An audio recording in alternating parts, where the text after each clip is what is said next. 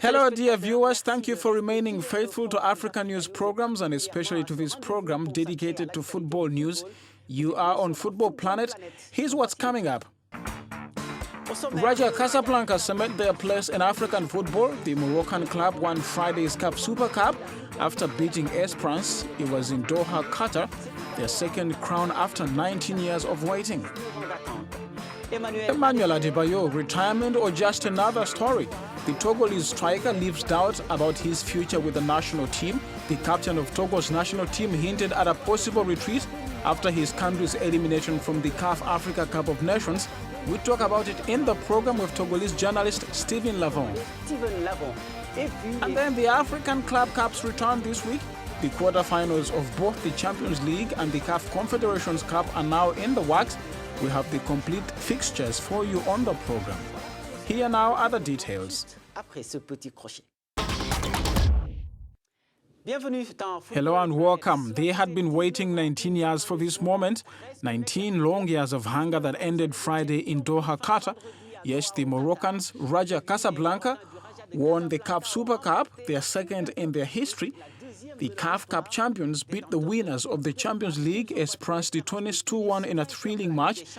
This story by Cedric Sehosolo and Linet Bahati.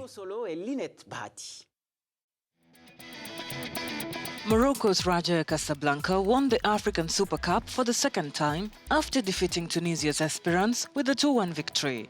The game at the 20,000-seater Thani bin Jassim Stadium in Doha, Qatar last week on Friday was special because it was the first CAF club game played outside the continent. Abdelila Hafidi's beautiful strike broke the deadlock for Raja at the 22nd minute, but African Champions League winners Esperance levelled just before half-time with a goal from Youssef Belaili. Raja quickly reasserted their dominance when captain Badr Benoun impressed the Qatari spectators after 8 minutes with excellent close control, flicking the ball past Esperance keeper Rami Jridi, sealing victory for the Moroccan side. Raja were not the favourites in this tournament, especially after failing to reach the quarter-finals of the Confederation Cup, a competition they had won a season ago. The Super Cup has been played between the African Champions League holders and the Confederation Cup winners since 1993. As I said earlier, this victory is only the Green Eagles' second in the Africa Super Cup, a consolation prize after their elimination from the Champions League, and a reason to believe in the domestic title, as team coach Patrice Carteron points out. We're happy, and more than anything, it helped me get the players motivated so they understand what we need to do in the championship and that we have to secure at any price our qualification for the Champions League, which is a whole other level of competition than the Confederations Cup. Of course, I'm proud and happy to bring a title to Casablanca, but yesterday someone asked me and told me, even if we have won the Confederations Cup just 3 months ago. So tomorrow's match is the game that could save your season, but the team finished 6th position of the championship this year. And winning a late game, we may take the second place quite easily. And for me, the only motivation is for the Raja Casablanca to face strong teams. For now, it is far from being won for Raja, who are 18 points behind leaders Wydad Casablanca, but with 3 games in hand. As for Esperance, the loss is a big disappointment. As coach Mouine Shabani put it, they gave it their all, but still lost. Congratulations to Raja Casablanca on winning this CAF Super Cup. As for us, of course, we are disappointed because, to be honest, we did have an eye on this title to win it. But in a game like this, there is always victory and, of course, defeat. Mouane Shabani, the coach of Esperance de Tunis, who can now focus on the domestic league and defending the Champions League title. Next Friday is the start of the quarterfinals of the Champions League. Horoya AC host Wydad Casablanca, while Al Ahly travel to Mamelodi Sundowns.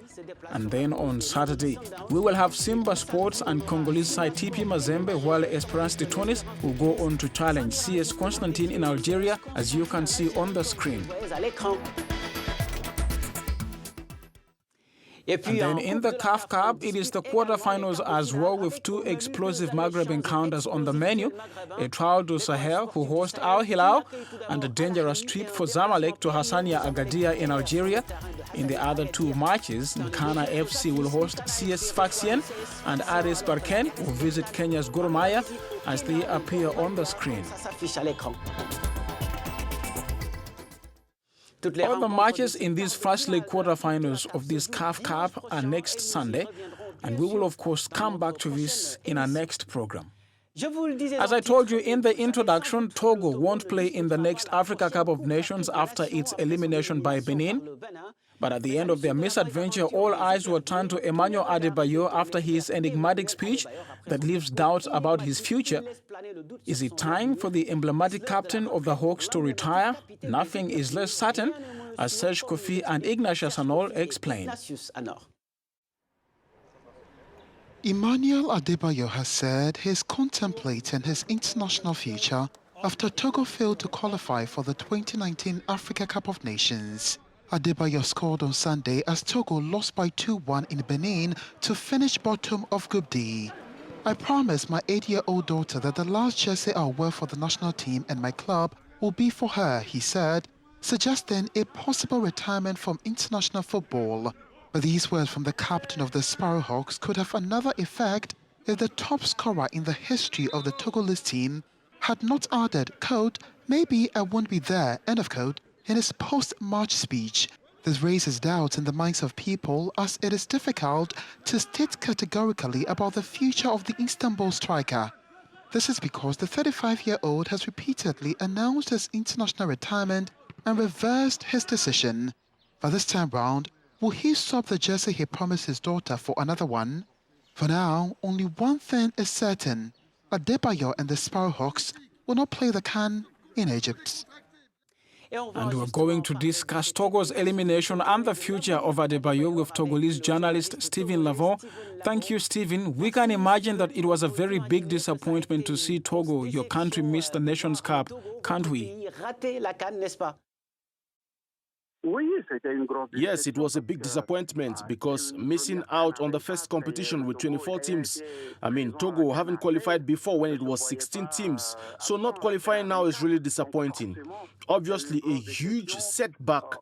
But at the same time, many observers think that Togo's elimination was logical because Togo did not really do everything right during this competition, especially its home games, where they only took 2 points out of a possible 9.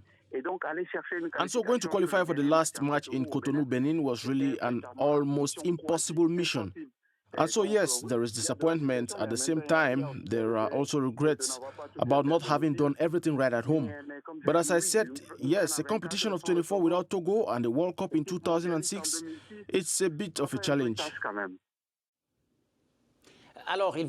We will now have to rebuild the national team, as some players like Adebayor will probably leave. How do you think the future of the Hawks looks like? In fact, the team has been under construction since the end of the 2017 AFCON. There were many 30-year-old players who were left out by coach Claude Leroy, who has injected new players, young talents, especially players from the National League, into the game. And so they needed a major competition like the 2019 AFCON to be able to compete with the best African footballers. Unfortunately, this is not the case. So I value and imagine reconstruction work will continue with young talents. Yes, as you said, Emmanuel Adebayor, for example, may end up on this. So we will have to build, and this reconstruction work must be done fairly and gradually. there must be a real transition, and now the federation must try to set a goal for the national team in relation to a certain particular project. That is, perhaps we will say, let's put hands on deck to have a strong and mature team by the 2023 competition, targeting the semi-finals, for example. It is also possible to qualify for several competitions without ever constructing a consistent and mature team. And I think it was the case with Togo this year. Let us end with the case of Adebayor, who has repeatedly announced his international retirement. Can we really say that this time he's definitely leaving? I think I understand your doubt, but Emmanuel Adebayor has nevertheless strolled in and out of the national team at will. But well, you know, in Togo, everyone hopes it will really be the end for him because he gave everything. Today, we believe that he can no longer bring more than what he has already brought. So everyone wishes him a good future. And I think by so doing, this will give younger players the chance to express themselves as well. After all, Emmanuel Adebayor remains what he is. He's a great player. If he feels that he is still able to wear the national team jersey, it will be difficult to prevent him from doing so. But sincerely, we expect them to say clearly that yes, he is ending his international career so that we can move on to something else. For the time being, that is not the case. That is why it is still said that maybe, because in his speech he says, maybe my last one. So here we are waiting and we are waiting. But in any case, in Togo, we have to prepare to play without Emmanuel Adebayor because he won't play forever. Indeed, no player is eternal. Thank you very much, Stephen Lavon. Thank you and see you soon. Togolese journalist Stephen Lavon, and we hope to see you soon on Football Planet to discuss other subjects concerning African football. And why not the next Africa Cup of Nations Under-23, for which we know the results of the last round of qualifying as shown in this table.